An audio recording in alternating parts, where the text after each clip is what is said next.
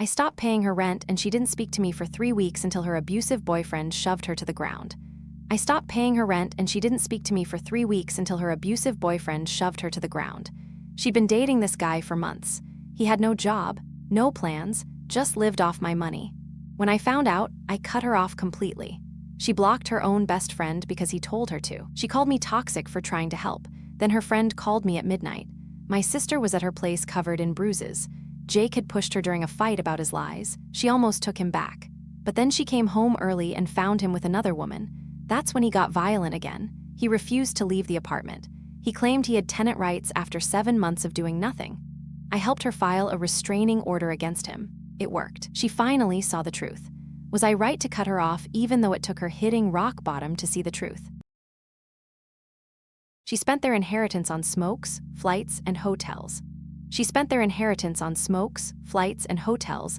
My husband and his brother are finally taking action. Their mom has been lying to them for years. Using their money for her own fun, they found thousands of dollars in fraudulent transactions. She's been using their mortgage payments to fund her lifestyle. My husband is angry, and he's had enough. He and his brother are demanding a buyout of at least $100K each, but she'll refuse and try to manipulate them. Instead, they are prepared to take her to court and force her to sell the house. It's going to be a messy fight, but they need to get their money out of this mess. Was the mom's behavior justified, or is she a toxic manipulator?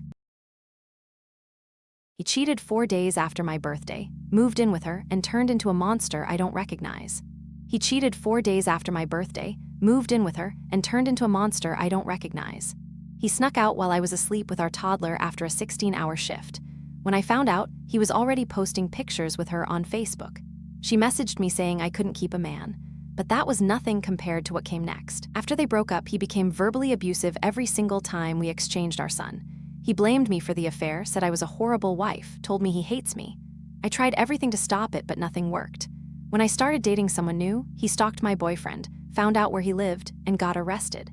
Now he's moved back into our house, and I had to take our son and leave.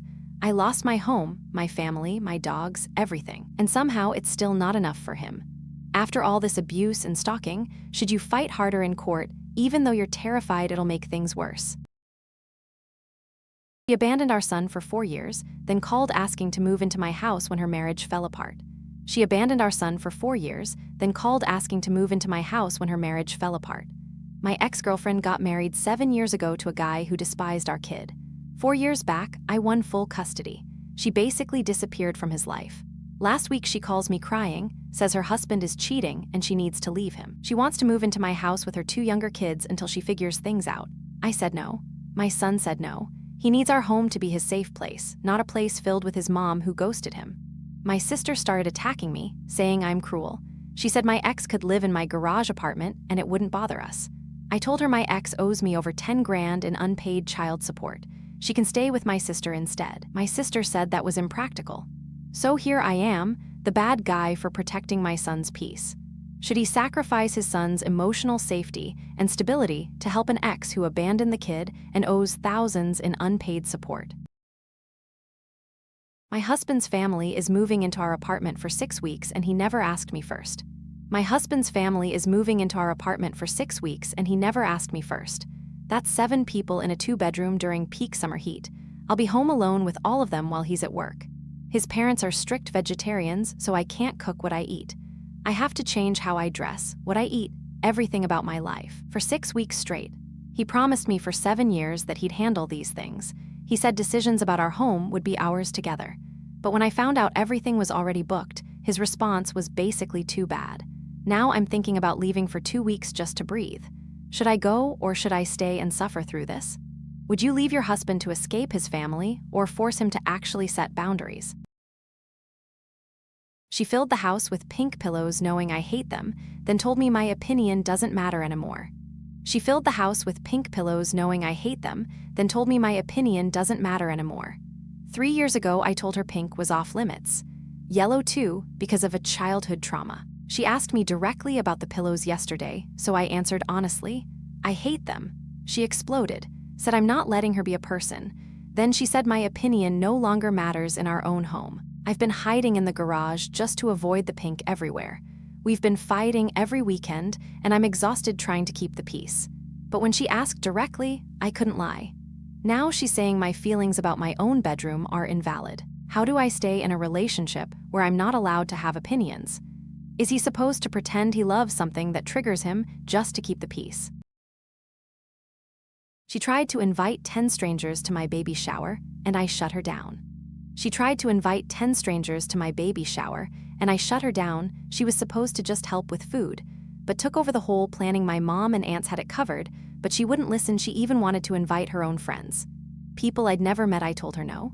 It's my shower, not hers. She got upset and threatened to throw her own shower. My boyfriend stood up to her, told her to just be a guest. She went off, said we're making her pay for everything now. She's trying to guilt trip us with a baby wagon gift. We set boundaries, and we're sticking to them. Was I the asshole for shutting her down? Was I the asshole for shutting down my controlling grandma at my baby shower? Sold his land for a failed business. Now he wants half of mine. He sold his land for a failed business. Now he wants half of mine. My granddad left me 8 acres. My brother had 8, but he sold his. Everyone warned him not to. But he didn't listen. Now his business is gone, and he's struggling. He came to me begging for half my land to build a house. But I've been planning to build and farm on that land for years. My mom says I should help him, that I don't need that much land anyway. But my older brother says if I give in, I'll lose more. In the end, I feel guilty. But I don't want to lose my inheritance. My brother says I'm selfish. But I think he's irresponsible. I'm stuck between helping my brother and saving my own future. Am I being selfish or just smart?